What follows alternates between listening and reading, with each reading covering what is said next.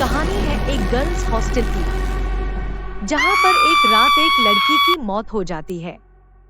अगले दिन उसकी लाश को पुलिस इन्वेस्टिगेशन करती है, लेकिन पुलिस को कोई सबूत नहीं मिलती है। सर, हैरानी की बात यह है कि यहाँ एक लड़की की मौत हो गई, लेकिन पास के रूम में रहने वाली लड़कियों को उसकी आवाज सुनाई नहीं दी, और रूम में इसी लड़की की मौत कैसे हुई उसके बारे में भी कुछ पता नहीं चल रहा है। गौतम, चाहे कुछ भी हो, हमें पता लगाना पड़ेगा कि इस लड़की की हत्यारा कौन है। इसलिए चलो हॉस्टल की बाकी लड़कियों से पूछताछ करते हैं, शायद कुछ हमें सुराग मिल जाए। सर, शिवानी को किसी इंसान ने नहीं मारा, उसे एक आत्मा ने मारा है। हाँ, मैं सच कह रही हूँ सर, उसे एक आत्मा ने मारा है। क्या बकवास कर रही हो? नहीं सर, ये बकवास नहीं है, ये सच है। जो कोई भी इस कमरे में रहेगा वो उसे मार डालेगी। वो किसी को नहीं छोड़ेगी सर, सबको मार डालेगी। कोई नहीं बचेगा, सब मर जाएंगे। हाँ, ये सच है।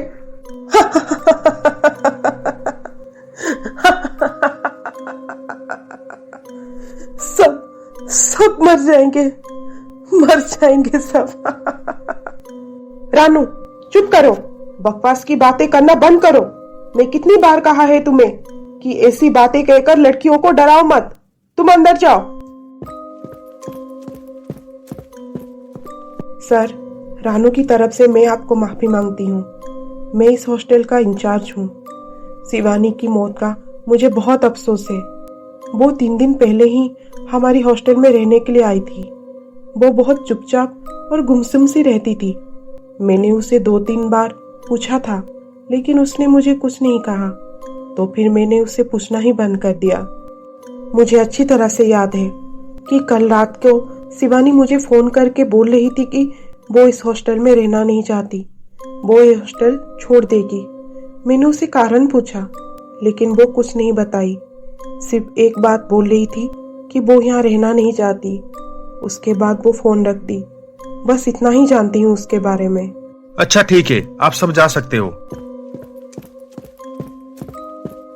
आखिर क्या हुआ होगा शिवानी के साथ? उसकी मौत कैसे हुई? किसने उसे मारा? वो जब मुझसे फोन में बात कर रही थी तो इतना डरी हुई क्यों थी? आखिर कौन इस राज से पर्दा उठा सकता है? माँ, पापा, कहाँ हो आप? जल्दी आइए। ओहो रूपाली, क्या हुआ? इतना चिल्ला क्यों रही है? माँ, पापा, मेरी बीकॉम की रिजल्ट आ गई है।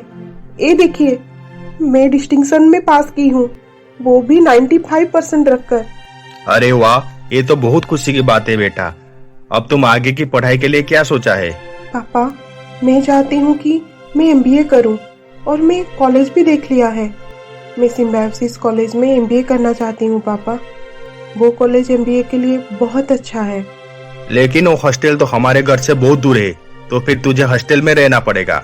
हॉस्टल में रहना होगा तो मैं रह लूंगी पापा, लेकिन मैं उसी कॉलेज में MBA ही पढ़ूंगी। अच्छा ठीक है, तो सिम्बायोसिस कॉलेज में MBA ही पढ़ना और हॉस्टल में ही रहना। कुछ दिन के बाद रूपाली की एडमिशन सिम्बायोसिस कॉलेज में हो जाती है।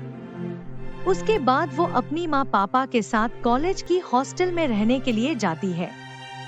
जब वो हॉस्टल की इंचार्ज मिसेस तानिया से मिलती है, तो तानिया जी रूपाली को हॉस्टल की सारी रूल्स रेगुलेशन समझा देती है और उसे रूम दिखाने के लिए ले जाते हैं। उन्होंने रूपाली को वही रूम दिए जिस रूम में कुछ महीने पहले शिवानी की मौत हुई थी। रूपाली, कुछ दिनों के लिए तुम्हें इस रूम में अकेली रहना पड़ेगा, जब तक कोई और यहाँ रहने के लिए नहीं आ जाती। ठीक है मैडम। अब आप लोग रूपाली को यहाँ छोड़कर जा सकते हैं। एक गर्ल्स हॉस्टल है, इसलिए सर, मैं आपको यहाँ ज्यादा देर तक रुकने की परमिशन नहीं दे सकती। कोई बात नहीं, आई अंडरस्टैंड। बस मेरी रूपाली का ख्याल रखिएगा, वो कभी हमसे अलग अकेली कहीं नहीं रुकी है। जी सर, जरूर रखेंगे। अच्छा रूपाली बेटा, अब हम चलते हैं। अपना ख्याल रखना, जरूरत पड़ी तो मुझे कॉल करना। जी पापा। चलो आरती, यहाँ से चलते हैं। रूपाली, ये लो तुम्हारी कमरे की चाबी।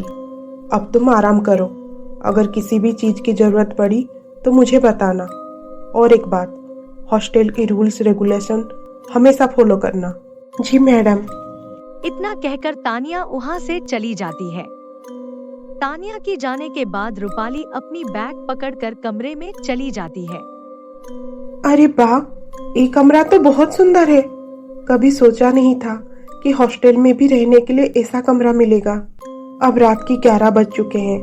मैं आज बहुत थक गई हूँ, जाकर सो जाती हूँ।